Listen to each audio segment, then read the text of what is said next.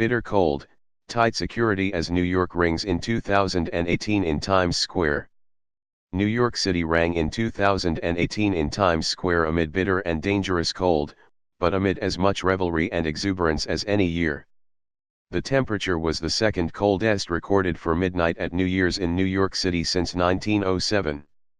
The revelers flocked into Times Square in droves for the world-famous New Year's Eve ball drop.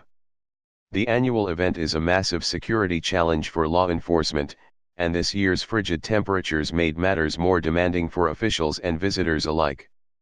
Still, that did not stop the huge crowd from coming out Sunday night to watch the iconic ball drop.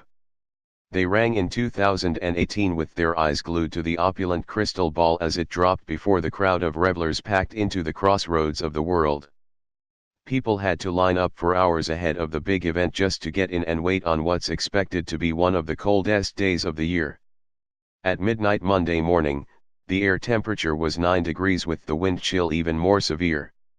The 9-degree figure made this New Year's had the second coldest midnight temperature since 1907, according to the National Weather Service.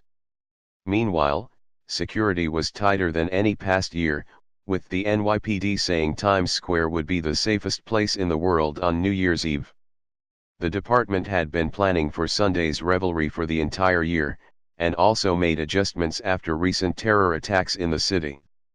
There will be teams of snipers, bag-inspecting officers, and vapor-wake dogs able to detect airborne explosive particles. People also saw more metal detectors and barricades than ever before. While officers had their eyes on the crowd, revelers watched the iconic crystal ball rise into place. But that could only distract from the painfully frigid air.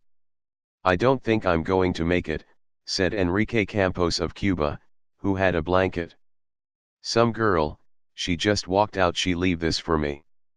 It's definitely hard, but I'm not the only one who has to deal with it, so I'm not alone," one reveler said. "It's a bucket list item, and who needs all your toes," another said. CBS 2's Elise Finch reported the temperatures were expected to be even more severe in the days to come. The forecast high for Monday is just 17, followed by a rebound to 23 Tuesday, 27 Wednesday, and 26 Thursday. Despite the cold forecast even for broad daylight New Year's Day, it will be another busy day outside for New York City. U.S. Sen. Bernie Sanders, I Vermont, will administer the oath of office for de Blasio during the mayor's inauguration for his second term on the steps of City Hall. De Blasio was officially sworn in for the new term on Sunday during a ceremony at Gracie Mansion. City Clerk Michael McSweeney administered the oath of office, but Monday will mark the formal ceremonies. De Blasio was the first Democrat to win re-election as New York City mayor since Ed Cook 32 years ago. He cruised to an easy victory during the election, beating out Republican State Assemblywoman Nicole Malliotakis and a handful of other candidates.